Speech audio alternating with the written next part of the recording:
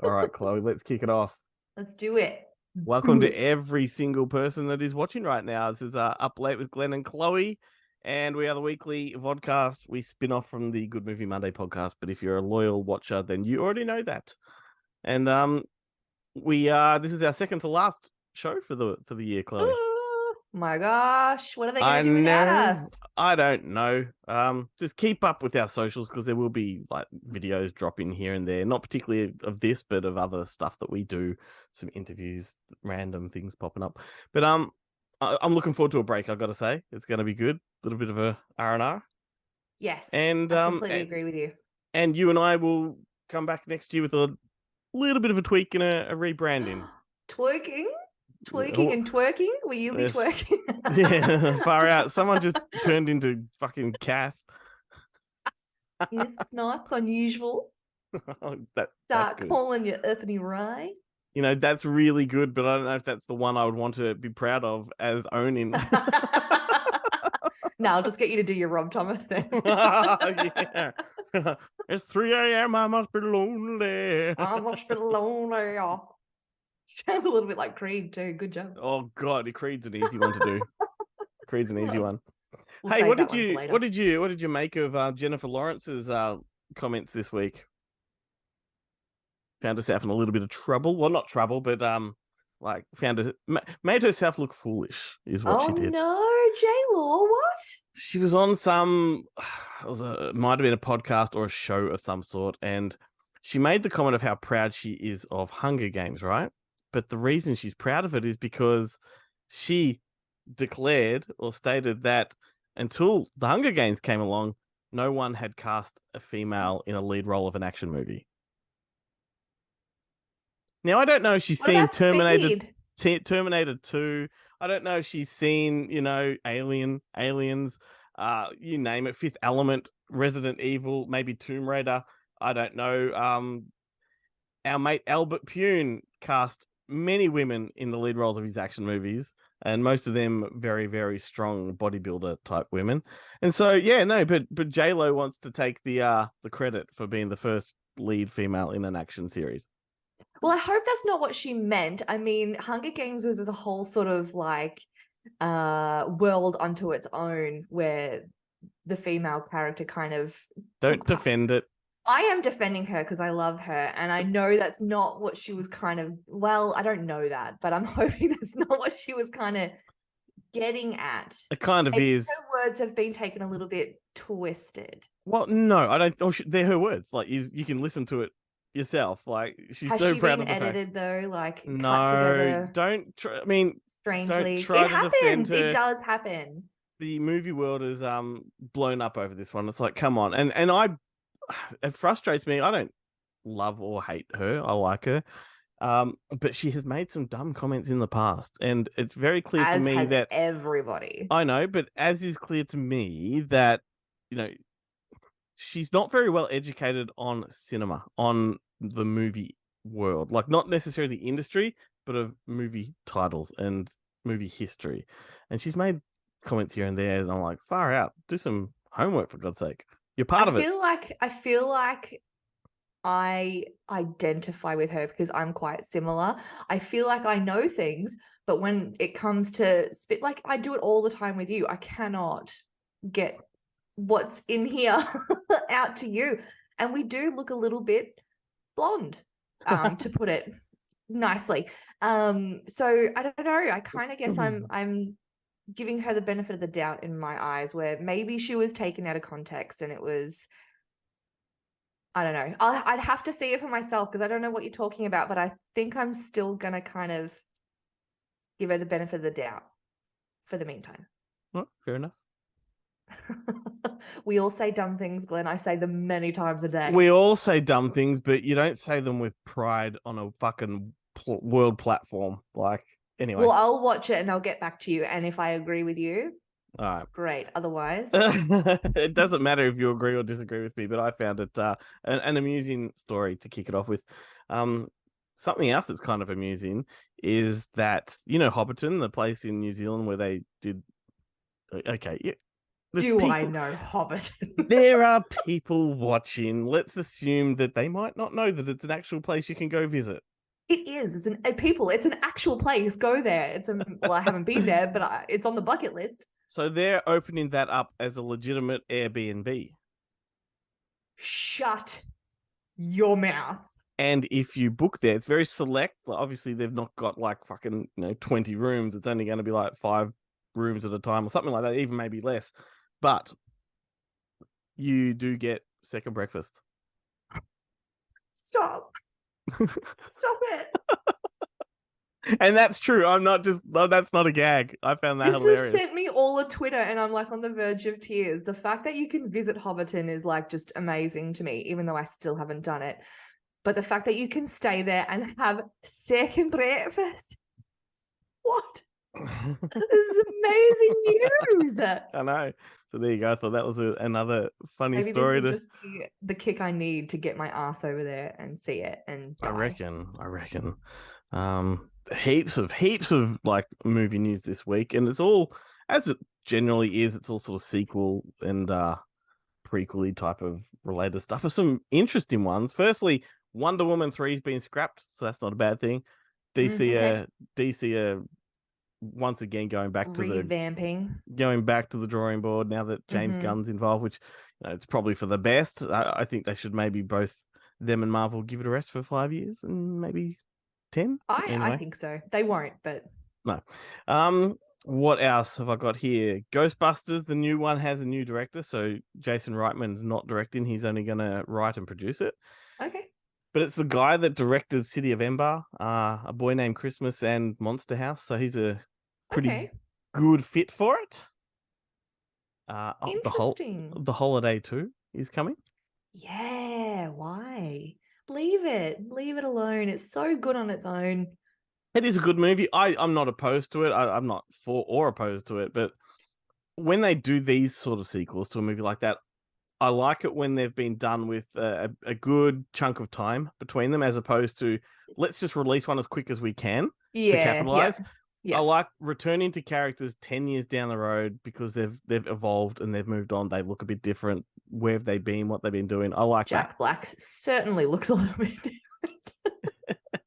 What will he look like for the role? No, see, I hope he is more of his rock and roll Jack Black in this one, right? But I don't think that's his character, though. No, but there's been enough time for him to have discovered that part of himself. That's what I'm saying. I guess I like the idea of the characters being different to the way they were. Interesting. I think he was a really sweet character in that movie, and I think he was completely removed from what you know as Jack Black, which I think was really nice. So I don't know, to stray away from that and go towards the more sort of traditional Jack Black, I think would kind of. I mean, I wouldn't make the assumption that the couples are together either. Like, That's true. That's very true. It could go anyway. And the other one that was interesting is there's a sequel to Election coming. Reese Witherspoon. Election. Oh. Yeah, that movie. I remember seeing that cover in the video store. That's a Friday night. Fantastic movie that Ben and I talk about probably more often than not on the show, and it's a teen comedy that is very politically driven. So it takes place at a high school. I think that's why I never watched it. Takes place at a high school during like the school presidency campaign. The election. But it very much mirrors the real American elections that go on. And she plays an obsessed psychopathic character that takes it all way too seriously and will do anything to win. Mm-hmm. And so now we're 20-something years later, and she's probably going to be in the American political system. And it'll be a very interesting story for sure. Okay. I remember seeing that cover. But I never picked it up. Never got it within the bundle for some reason. You should watch it. You'd love it. Chris Klein is in there too, and it's one of the best things he's done. Who was like the main guy in that? Was it Chris Klein? I thought it was like Freddie Prinze or something. No, it was Matthew Broderick. Oh, of course. Yeah. And Matthew Broderick plays the teacher that ends up sort of despising her, and so because he hates her so much and what she stands for. Mm-hmm. Politically, like the way she does her stuff, he tries to sabotage everything she does. So Oh, yeah. interesting. And Okay. then it gets nasty, the claws come out. It's a great movie. Really good. Interesting. Interesting. I rewatched a movie with all of my kids this past week. We sat down after our dinner and shower and decided to stay up a little bit late and watch Matilda, The new one or the old one? the original perfect one. Yes. And everyone, even my 3.5-year-old, sat through it the whole movie. Everyone was happy, loving it. They thought it was fantastic. My oldest one now is gone through his rite of passage as being deathly afraid of Miss Trunchbull. Fantastic. This is Yeah. a great thing. My niece and nephew have been through this. They love Matilda. Miss Trunchbull may get fast forwarded here and there. Oh, he was under the blankets and he wanted to leave the room. He wanted to go elsewhere. He did not want to watch this movie. And I did reassure him that everything was okay and everything was fine. But yeah, she really scared him. And, you know, rewatching it as well. And we've got a big TV. We got an 85-inch. So Miss Trunchbull on 85 inches is pretty fucking scary. Yeah, because Danny DeVito directed that movie, and he has a particular style when he directs, and no more apparent than in Matilda, because he does like almost like a fisheye lens where he gets right up close to them, right, and puts them right up there, and that is a very it's like almost a fairy tale quality to the storytelling, which I think fits. I was thinking the exact same thing as I was watching it, and I was kind of like watching it through your eyes in the fact that what would Glenn notice in this? And that was one of the things. No, I'm being dead set serious. That was one of the things I noticed was like, this is so sort of catered for older kids, adults, and kids, whereas like you still get the fairy tale element. But even as a 32-year-old, I'm still scared of that woman. She was perfectly cast. He's what's her name? Is it Pam Ferris? I think her name is. She was amazing, and you can't outdo her. And Emma Thompson plays the character in the new one. Yeah. But you cannot outdo. I think it's Pam Ferris, great actress. But what I was going to say is that style that Danny DeVito does with the fisheye, whatever kind of approach it is, it brings the Roald Dahl out. Yeah, you know, because as we've spoken about, Roald Dahl likes to entertain the adults as much as the children, and he likes to scare the children properly, right? Yeah, and it's the whole you're either a good boy or you're a bad boy, you know, that kind of thing. Like there's no gray area. It's there's like no in between. Yeah. And I think that kind of tactic it's one of the most effective Roald Dahl adaptations. Yeah, I don't think there's another movie that I like quite as much as that one when it comes to one of the Roald Dahl movies. Yeah, even James and the Giant Peach and all of those, they were great, but that's the one that sticks out. Yeah, the most, and anyone could argue like Willy Wonka and the Chocolate Factory, but Roald Dahl himself didn't like that one. Like, you know, he didn't feel that did his book any justice. But yeah. Anyway, cool. I thought you'd really enjoy that, and obviously, Brucey eating the chocolate cake was the kids' favorite part because they love chocolate cake. So I thought you'd really enjoy that. We also watched a new cartoon today, movie, that the kids picked out for some reason. It was terrible. What was it? And it was called All I Want for Christmas Is You, Mariah Carey cartoon musical on Amazon Prime. That is a hugely successful animated film. I don't think it's a full-length film, is it? It's like half an hour or 40 minutes? No, it's a full-length. Okay. It's a full-length film.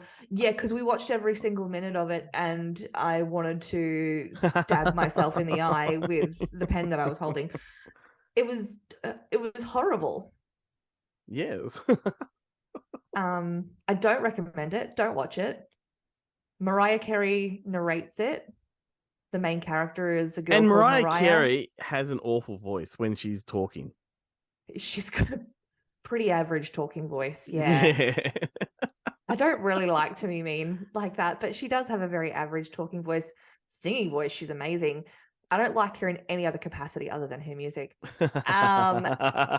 And yeah, so that was terrible. Don't go watch that at all. Have you watched any Christmas films in the last week? Are you planning to watch a ton of Christmas movies as we get closer to I Christmas? have been trying to get my kids to watch The Grinch, and I cannot for the life of me convince them to sit down and watch it with me. So that is what I'm trying to do. See if you And can find.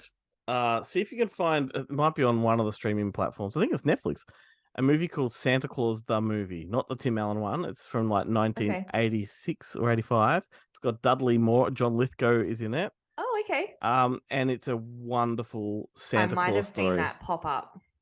Yeah, he sort of Dudley Moore plays an elf that leaves the North Pole to become like an entrepreneur because he's developed what was it? He developed the candy cane that makes people fly, right? Wow. And he thinks that's a great invention. But every year at the North Pole, Santa holds a competition on who can make the best toy for the year or the best product for the year. Yeah. And Dudley Moore's character of Patch loses or comes second.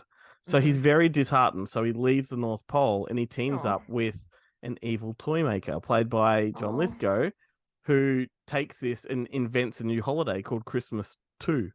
And and him and Patch, make all of these things with the same magic sparkle dust or whatever it is that they made the candy canes with, and it all goes wrong, and there's lawsuits that come into it, and then Patch has to crawl back to Santa Claus to ask for his help, and it's just sounds batshit crazy, but it is wonderful. Not hard to follow for kids, but kids will love the magic of it. The reindeers are great, the costumes are great. It's a very good movie. I will try and get them to do that one this weekend then. Yeah. And the Grinch. I'm hoping to get them into it. Go for the Grinch first because that's your priority title. Well, I mean, then I get to watch Jim Carrey and I get to do the. Oh God! There's That's a what they freeze look like, frame. little- There's a freeze Wait. frame for you. Maybe I'll do my hair in the big thing. Oh my goodness! That looks more like the peanut butter solution than anything else. And that's a case of if you know, you know. I don't know. We're gonna move past it, I think. All right. So let's move on to some gameplay. Play some games. Do you have much down? Do you have anything to go through? I I have some true or false. I have some would you rather. I have some movie opposites. I have some trivia and some taglines. Wow, you're loaded. I got some trivia, some truth or false, and Truth or false? one badly explained plot line. I got one. I got one. Let's start with that. Do you wanna? You'll probably get it straight away. All right, you ready? See, I've already fucked it up. Cut. Let's start again. A small non-unit. Oh, this is glorious. Do you remember this happened to me? The brain sparking is no flow. Okay, ready? A small non-unionized minority group is exploited by a royal who mistakes their house for an Airbnb.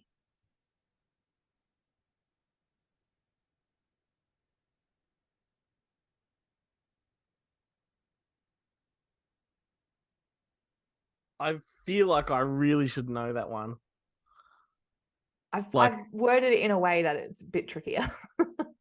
Go again one more time. A small non-unionized minority group is exploited by a royal who mistakes their house for an Airbnb. We're not talking Snow White. Yeah. I should have left the unionized part out because that doesn't really matter into anything, and it just kept tripping me up. So yeah, that's but that's the only thing that kind of gave it away. Oh, really? Yeah, because they're minors. Yeah, exactly. I got some. How about I do a couple of trivia questions? Go for it. I think these are. First one's pretty easy anyway. Who played Jareth in Labyrinth? Jareth, David Bowie. Yeah, so I told you it was easy. Man. I saw my baby crying hard as babe could cry. Wow. What could I do? Man. We could do Bowie all night. You? Coming out with your musical impressions. I Now, do love you that. remember about 3 or 4 weeks ago, you asked if I can do any impressions, and I said if you ask me to do them, I can't, but I will sporadically come out with them. Yeah. There you Mm-hmm. go. That's it. I That's what think I'm I'm talking about. thinking I'm the same as well. So maybe we'll just have to like spit them out as we go. Do you want a trivia question? Sure. Okay, so Marlene King, wrote and produced the popular TV series Pretty Little Liars. Which popular 90s coming of age movie did she also write? Coming of age movie. Do you have a clue, or is it that's it? It came out in the 90s. So did every other fucking coming of age movie. It starred two pretty prominent females that are still mostly working today. Wasn't Ghost World. No.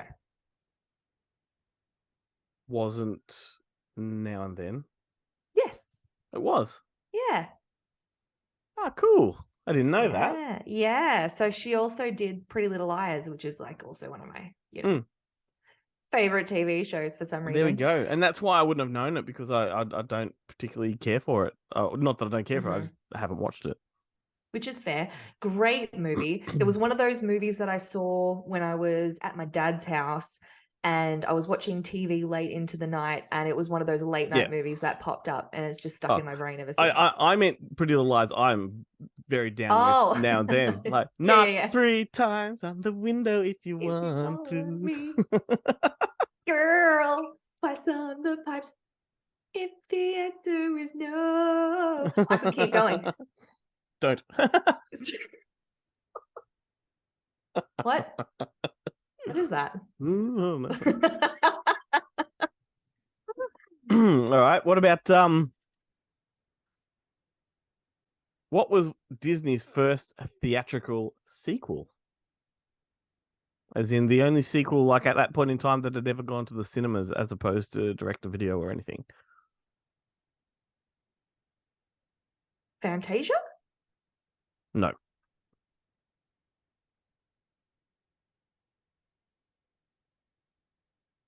Cinderella 2? Nope. Go back further. This one's actually much earlier than that wave of direct-to-video sequels. This one was released. We already did the Bambi, yeah? Not Bambi. We did Bambi. That was a different question. That was about the greatest amount of distance between the first one and the second one. Yeah. This is simply like, what was the first sequel that they made and thought this is good enough to go to the cinemas? And this would have been late 80s, maybe very early 90s. Was it a cartoon? Mm-hmm. Late 80s. The sequel was late 80s or the original was late 80s? The sequel, the original was 70s. Oh. Oh. I have absolutely no clue, and I'm going to know it as soon as you say it. The Rescuers Down Under. Oh, really? Yeah. Yeah, that makes sense. That was a good movie. Did the first one come out in the 70s? Yeah, and I think, if I'm not mistaken, very well could be, so fact check if you want, people.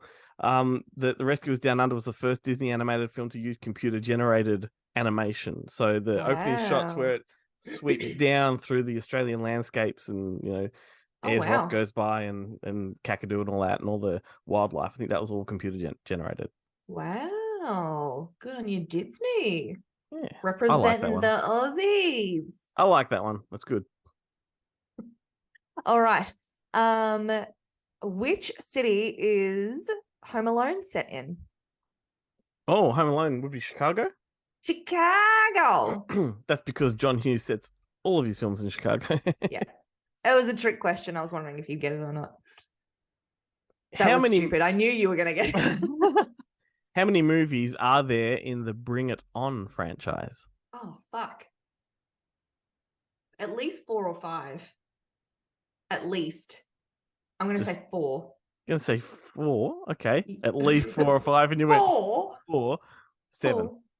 Whoa. Too many. The brand new one makes it 7. That has not been released in Australia yet, but it has been released in the States. And the exciting thing about the new one is that for the first time in the entire franchise, it blends genres. So it's a horror slasher Oh my in the God.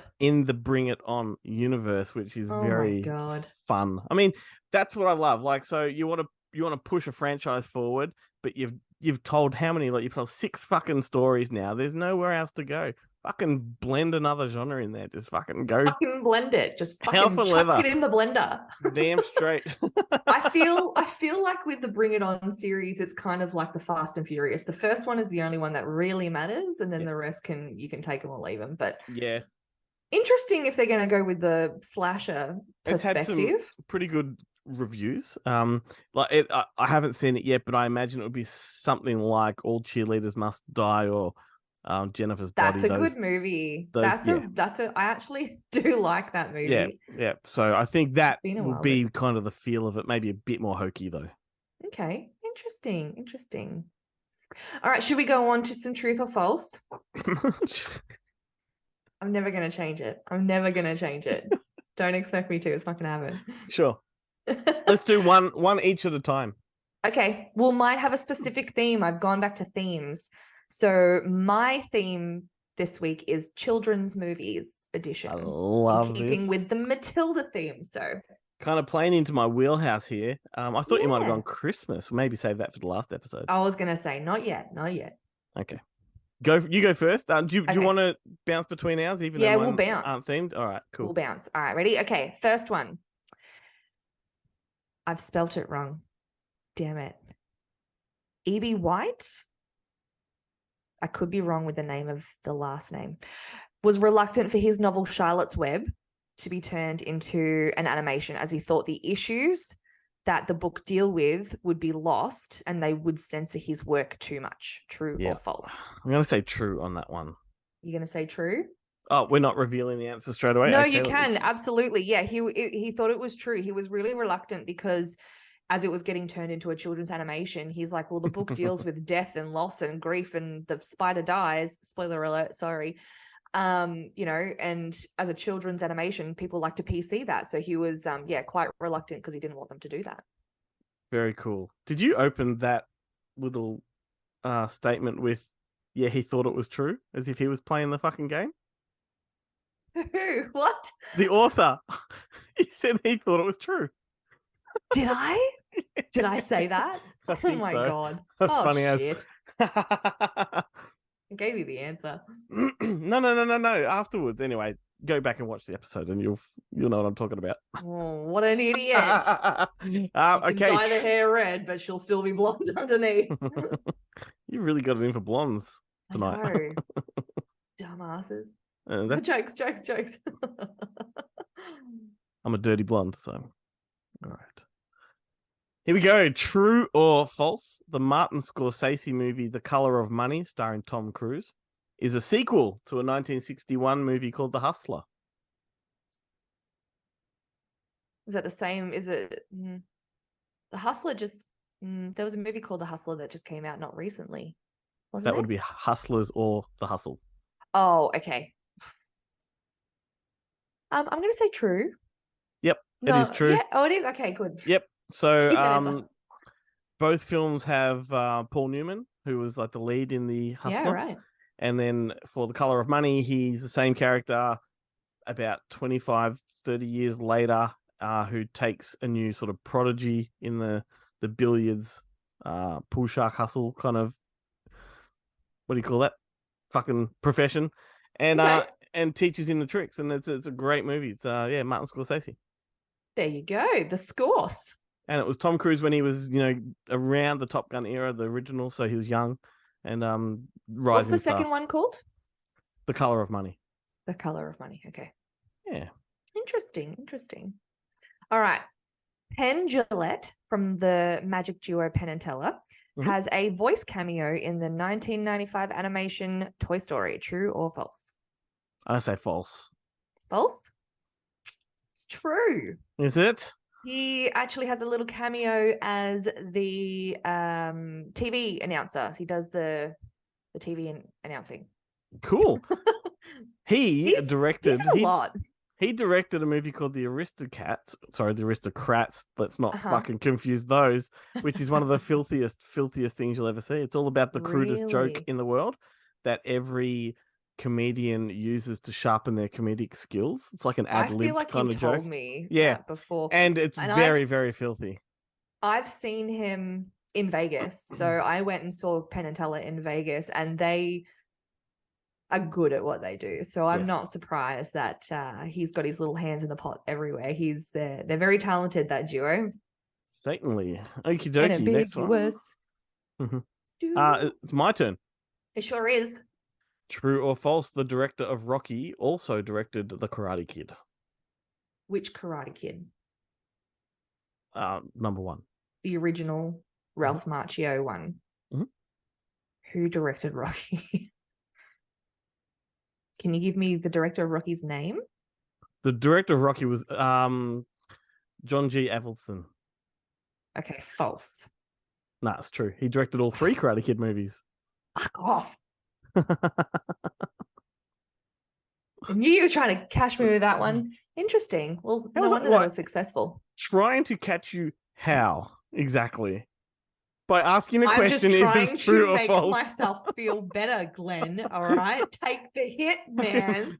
Ask a question, true or false. I knew you were trying to catch me out. I thought you were trying to do what I do, where you like try to trip them up. But I realize you're not as mean as I am. I have been known to do that. Go for it. Next one. All right. John Ratzenberger, aka the voice of, almost every character in the Pixar universe, voiced the little robot in WALL-E. I really want to say true, but I'm gonna my gut says false. You'd be correct. It is false. So WALL-E, John Ratzenberger did have a voice cameo in it, but it was voiced by a person called Ben Burt. Excellent. I love John Ratzenberg. He's in a great sequel that no one else seems to think is great except for me, called House 2, and he plays a bit of a sort of a demon hunter. It's very funny. Anyway, he's just one of those sort of comfort people, I think. Like, you hear his voice and you're like, oh, yeah, it's very dry. It's very just dry makes you kind feel of voice. good, kind of. Yeah. He's like I guess he's a bit like an 80s Nick Offerman in a way. Kind of. Yeah. Just that absolutely. monotone, dry sort of delivery. Yeah. Yeah, I can see that. True or false? Kate Winslet was once married to Michael Sheen. Oh, that's true. So confident. It's not.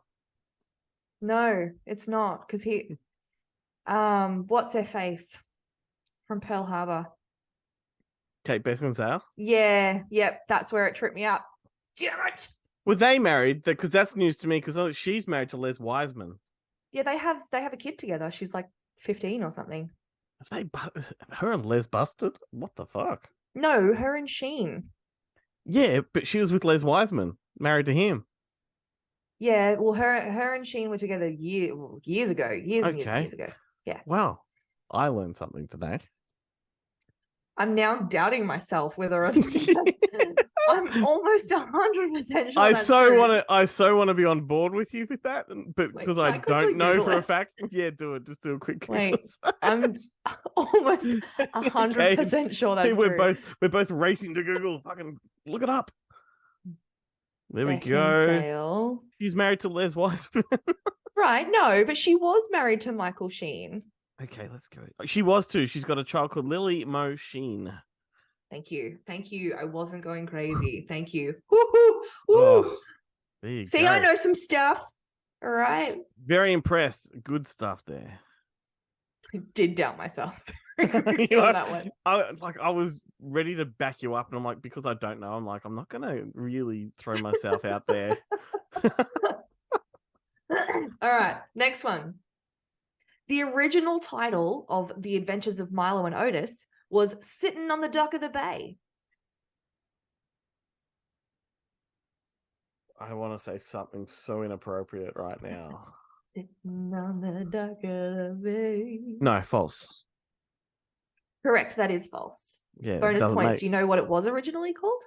That's where I wanted to say something wildly inappropriate. And I better not. Do it. No. After we wrap, maybe. It was Make a called A note. Kitten Story. Yes. A Kitten Story, or actually, it is a Japanese movie. So it's actually called, wait, bear with me, Koniko Monogatari. Okay. So you That was kind of, very Italian at the end. it was, but you half went where I was going to go. Oh, okay. You just say something about a pussy. No. Oh.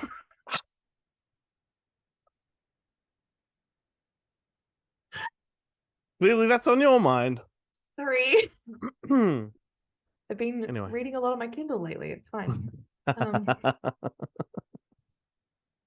mean, Kindles are easy to clean up afterwards, aren't they? They sure are. And very lightweight. All right. True or false? Lethal Weapon, Ferris Bueller's Day Off, RoboCop, Harry and the Hendersons, and Starman have all been adapted into live-action TV shows. Oh, I know Harry and the Hendersons have. Mm-hmm. Lethal Weapon, that has. Ferris Bueller. Ferris Bueller has. RoboCop. That I don't know about. And Starman. Is that the Bowie one? No. There's a starman waiting in the sky. No, it's a Jeff Bridges movie, John Carpenter. I'm gonna say true because I feel like a majority of those have, unless I'm gonna say true. It's probably You're correct. false. Yep. Oh, really? Okay, good. Yep, true. Wow. Okay. Doing pretty I'm good. glad here. I said that. Yeah, I know. I've never done this well. All right. 9 years after Fly Away Home, where they played father and daughter, Anna Paquin and Jeff Daniels had to film a sex scene for another movie. I really feel like that is true because I remember interviews with Jeff Daniels talking about Anna Paquin when she was young making that movie. I'm going to say false, actually. I'm going to say false. I'm going to say false? Yep. It's true. Should never 9 doubt years myself. after they played father and daughter, they had to film a sex scene together. Ugh. Yes. See, in my mind, I remember him having that discussion on camera, but I'm thinking it might have been only a nude scene or something like that. And he was, Oh, okay. yeah, talking about how weird it felt.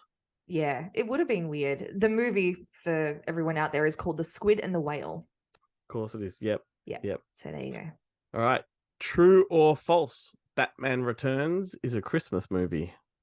Which one's Batman Returns? Is that the one with Arnold Schwarzenegger? No, that's Batman and Robin. This is the second one with Danny DeVito as the Penguin. Oh, true. Yep. Yes. Yep. Look at me go tonight. And what a fantastic, wonderful Christmas movie it is too. Is that the one where he plays the penguin? Yeah. As I just said. Uh-huh. Or did I? I can't remember now. I'm doubting myself.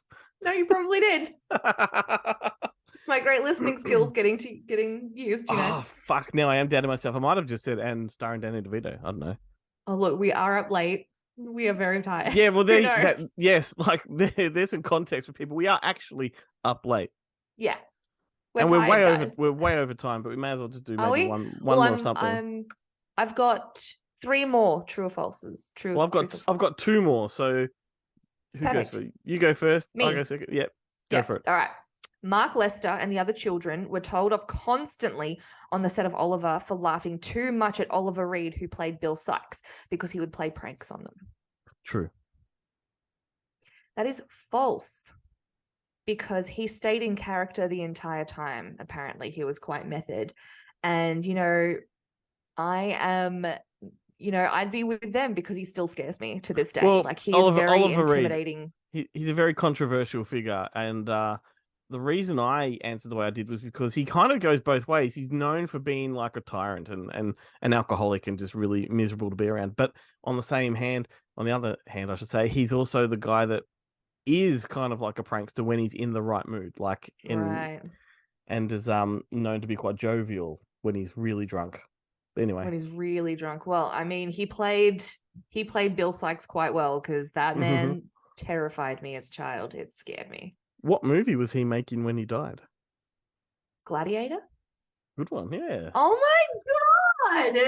Stop it! I got that right too. You did, amazing. What universe are we in tonight? It's the Good Movie Mondayverse. Wait, she's finally fitting in. Oh, come on. All right, true or false? The iconic descending coding in the Matrix is sushi recipes. It is. Dun, dun, dun. I reckon I may have laid that piece of trivia out before. I can't remember, but anyway, good one. I'm pretty sure I have too. We're rehashing. Yeah, no, we need to log all the topics of discussion. I know. E.T. exists in the Star Wars universe. True or false? Well, I'm gonna say false because I know he pops up in Indiana Jones, but false. It's actually true. Where does E.T. appear in?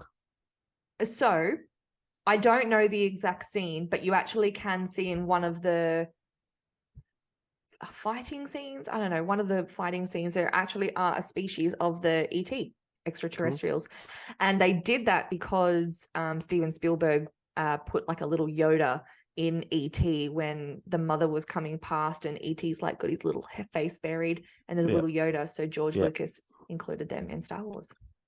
Groovy.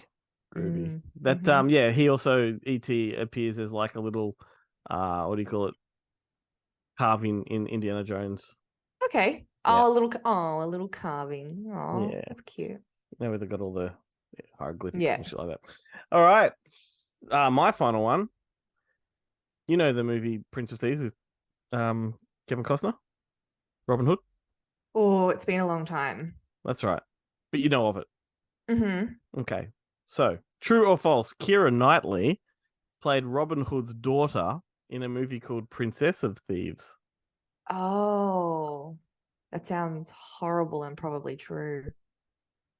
It is true, and it's had great reviews, and I was surprised to read the reviews, and it makes me very curious to watch it now. Really? There's something that you haven't seen. That's what surprises me more. Well, because I'm not a fan of the Robin Hood lore. Oh, I don't particularly like the Robin Hood lore. I mean, Prince of Thieves is about as far as I can go with a certain level of enjoyment watching Robin Hood. And it's certainly not for the Robin Hood factor. But this one, it's a Disney produced film. She was a teenager at the time. And I went looking at the reviews and they were great. And I'm like, okay, I'm kind of on board. I want to see this. Wow. Interesting. If you end up finding it, let me know. I will. Fun fact about me. My first house that I ever bought was in a street called Sherwood Grove. So I named my house the Sherwood Forest after Robin Hood. And it was just a house, and it was dumb, but it was cute, and I'm just adorable that way. So, did you call off Christmas? Nope, I surely didn't. Okay, it's a little Robin Hood joke for people. All right, my last one. Tim Burton was one of the many puppeteers in the final sequence of the 1979 Muppet movie. False. It's actually true. Fuck, I'm getting them all wrong tonight. We're doing a role reversal. What's wrong with you? This is like Freaky Friday. I know. Along with a guy called Jim Levin, I think it is, or Tim Levin, because what's his face? Jim Henson. What's his face? Bloody hell. Sorry, guys. He was busy puppeteering and he couldn't do the other characters that he obviously did in the final sequence. So he got people like Tim Burton and all these other guys to puppeteer for him. So yeah, he was one of them in the final sequence. So if you look at that, then there you go. Cool, because I knew that Tim Burton's career went back to Disney as an animator, but I had no idea it went back to that. Cool. That's once again learning something every every step of the Just way gotta here. keep learning. Just gotta keep learning. And what else did Jim Henson direct that we've already spoken about? Lots of stuff. You remind me of the babe. What babe? The babe with the power. What power? The power of voodoo. Who do you do? You what? Remind me of the babe. I saw my baby crying hard as babe could Oh, cry. Grease 2. Is that what you're saying?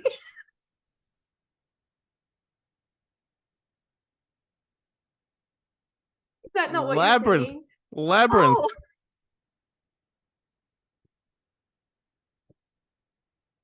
okay. See, I've just backtracked all of my hard work from the truth. Oh, imposter syndrome setting in from everywhere. Don't know where to go from that. We're over time, so may as well just Fucking can cut. it. Can Cut. it. Can See you it. next. See you Cut. next week for the last and final up late. And also, everybody, listen to this coming Monday's episode of Good Movie Monday. It's our final episode of the year, and it's a big Christmas party episode, so it's going to be fun. Yay. I'll see you there, Party. and then also next week. Okay. Merry Christmas Eve. Eve, Christmas. Bye.